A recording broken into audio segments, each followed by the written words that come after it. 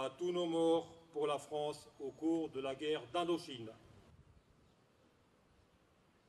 1954. Depuis le milieu du XIXe siècle, la France était installée dans la péninsule indochinoise et avait contribué fortement à son développement. Pourtant, au lendemain de la Deuxième Guerre mondiale et à la suite du conflit avec le Japon, la relative désorganisation de l'administration coloniale française conduisit le Viet Minh, avec à sa tête Ho Chi Minh, à prendre le contrôle d'une partie de l'Indochine.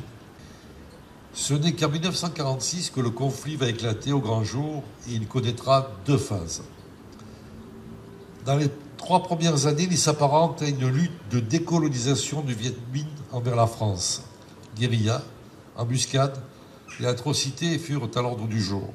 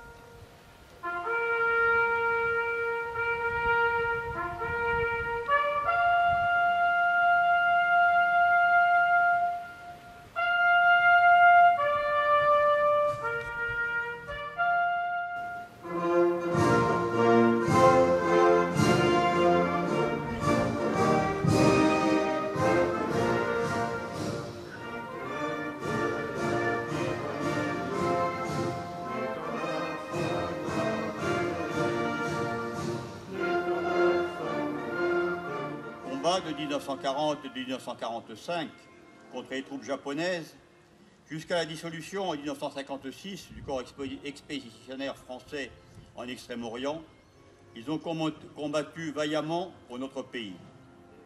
Le 8 juin, la France, par la voix du chef du gouvernement, leur a rendu un large hommage dans la cour d'honneur de l'Hôtel national des Invalides.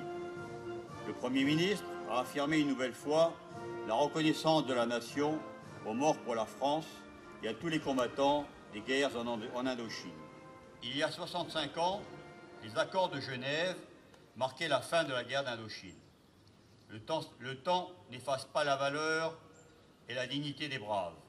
Aujourd'hui, dans tous les départements, les soldats d'Indochine occupent leur place dans l'histoire de France, aux côtés de toutes les générations du feu. Ils resteront dans nos mémoires.